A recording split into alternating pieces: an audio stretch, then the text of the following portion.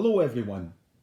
This is your friendly neighbourhood Mikey, reporting in from G66, and I'm going to do what I think is probably going to be one of the last Shakespeare things I'm going to do, mainly because I'm actually running out of plays that I know well enough to talk about.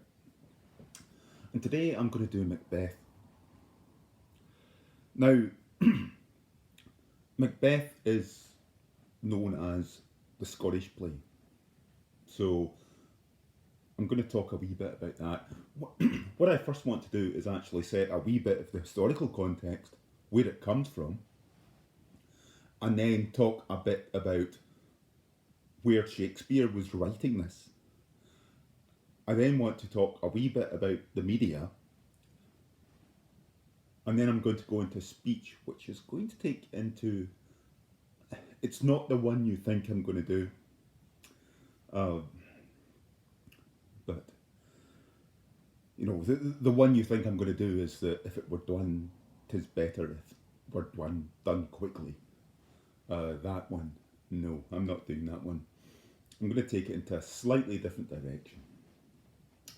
But first off, let's talk about the history. So, Macbeth was a real person. I can't remember the Gaelic name of him, but he was born in the very early 11th century, I think early 1000s, and was king for about 17 years. Now, he did kill King Duncan, who was the king at that time, so that bit's fairly legitimate. But by all accounts, he was actually a fairly decent king. So it's not really very historically accurate, but nonetheless, that's the time span we're in. We're in early 11th century. Now, Macbeth was written late 16th century, first performed, I think, in early 17th century. The first published version we have, I think, comes from about 1623 in one of the early folios. But it was being performed then. And Shakespeare was heavily patronised. I mean patronised as in funded, not patronised, by nobility and royal families. That's where all the histories come from.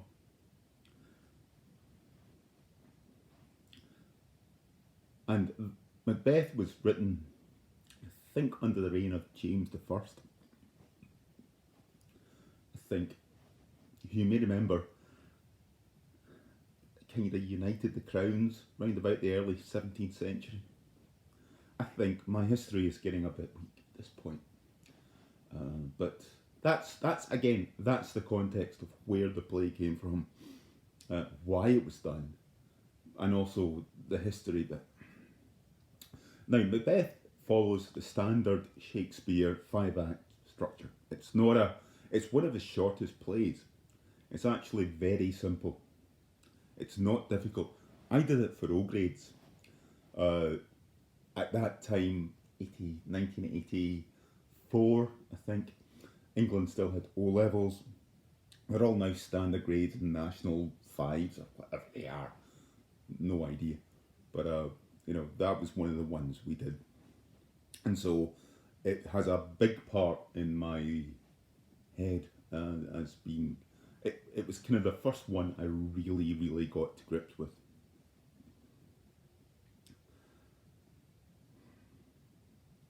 So it's quite an important play to me. Now, it's been a very important play for theatres everywhere.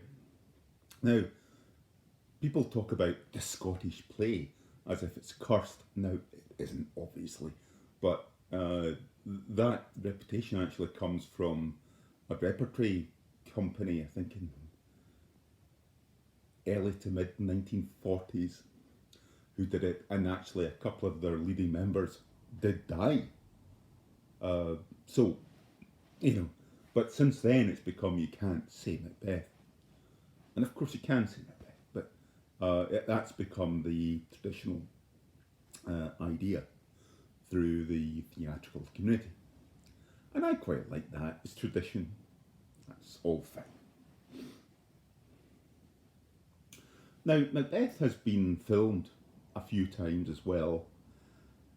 The one I want to briefly talk about is the Roman Polanski version from 1971. Now, I know there's been other versions before and since, but it's the one that I want to talk about because it's one of the few that actually goes full on blood and guts and nudity.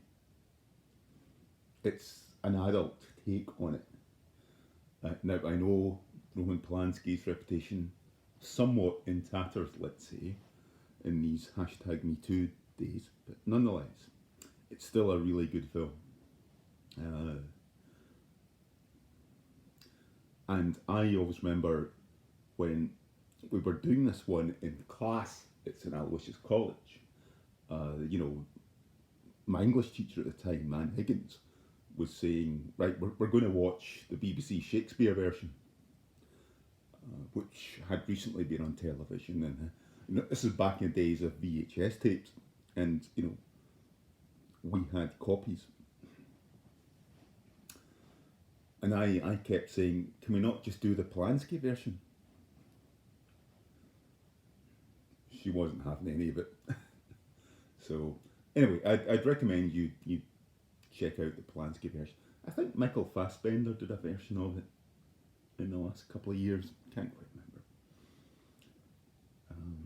And it has since obviously been spoofed and riffed on. I mean, it's a standard. And the play itself is, as I said earlier, it's actually very simple. It's a nice, straight, simple narrative. And what the play talks about is really, it's part of the tragedies for a very good reason, because it starts off with Macbeth receiving a prophecy from the witches. Now, you don't have to be too steep in Star Wars knowledge to understand we're actually talking about the dark side.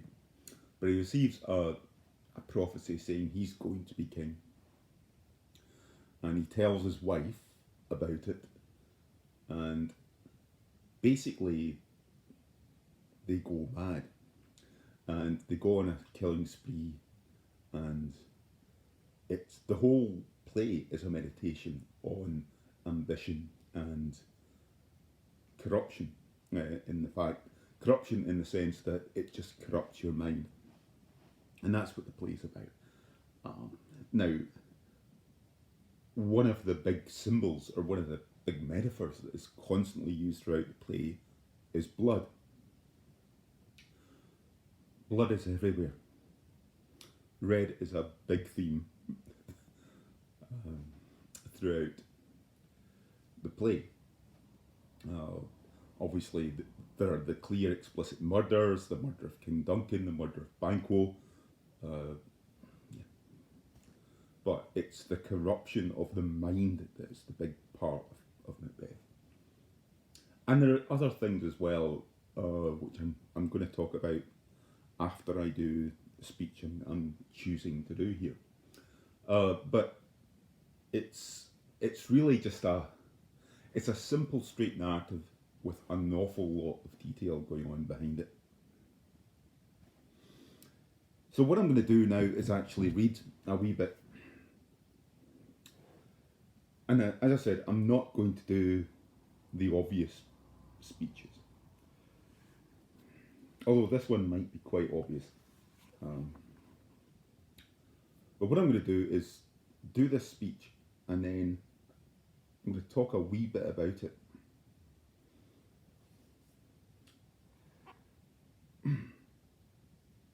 Alright, we're at Act 5, Scene 1. We're in an anteroom in the castle, and we've got a doctor and a waiting gentleman, as it's called in the play.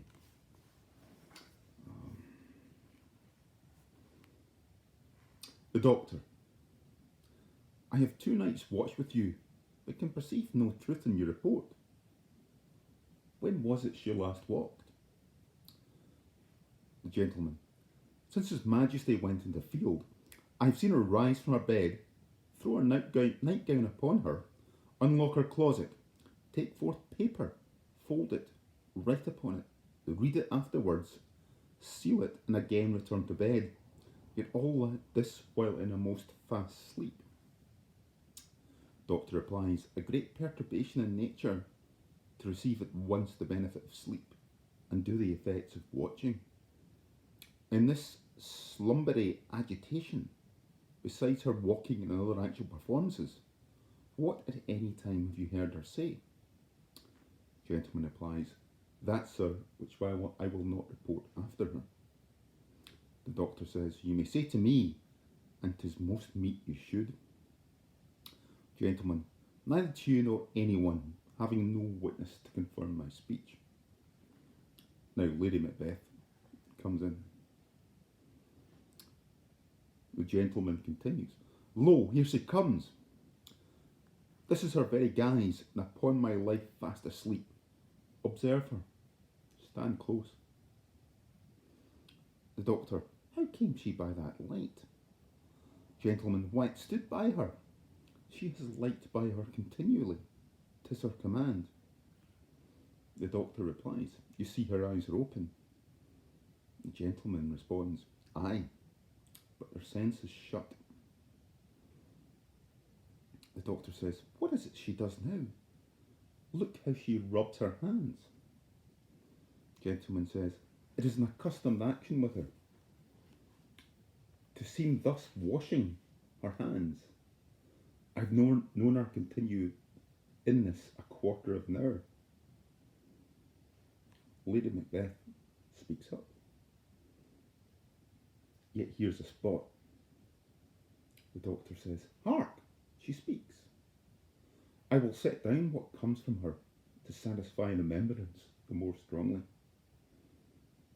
And now Lady Macbeth goes on. Out, damned spot. Out, I say. 1, 2, why then 'tis time to don't. Hell is murky. Fee, my lord, fee, a soldier and a feared. What need we fear who knows it, when none can call our power to account? Yet who would have thought the old man to have had so much blood in him? The doctor responds, do you mark that? Lady Macbeth continues, the Thane of Fife had a wife. Where is she now? What, will these hands ne'er be clean? No more of that, my lord, no more of that. You mar all of this with starting.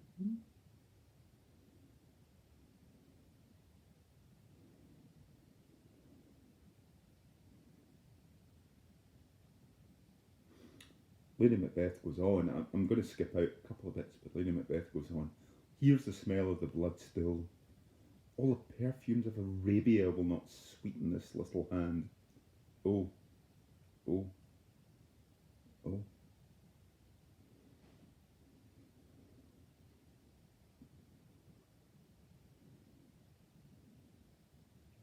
Wash your hands. Put on your nightgown. Look not so pale. I tell you yet again, Banquo's buried. He cannot come out one's grave.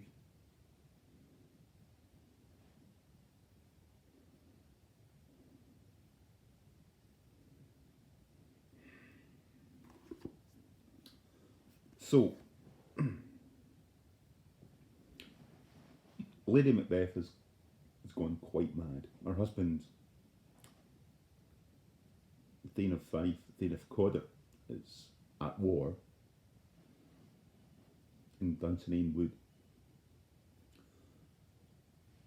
And she has blood in her hands.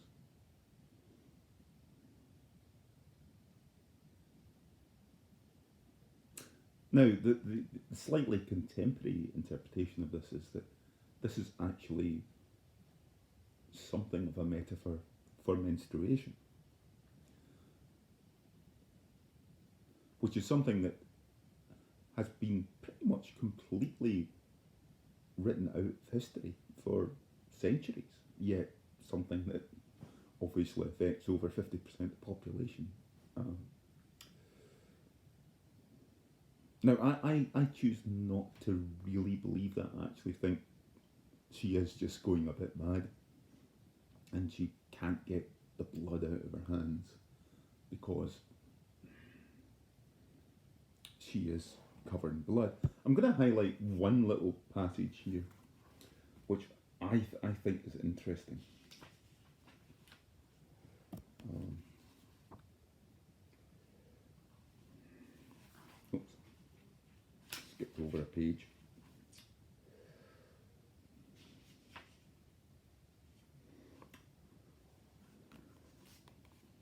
Right, it's one of the things the doctor says here. I'm going to say it again.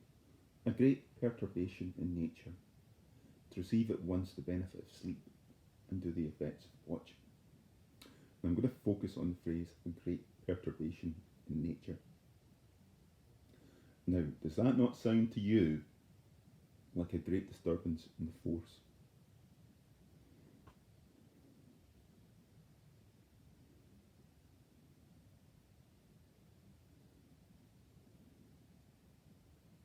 I think it does.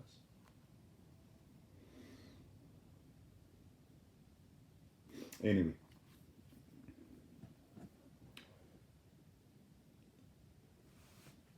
Macbeth is a really good play. It's very short. It's, well, one of the shortest of all Macbeth's plays, of all Shakespeare's plays. It's very simple to understand. Hey, we were doing it when we were 14, so there are multiple layers to it.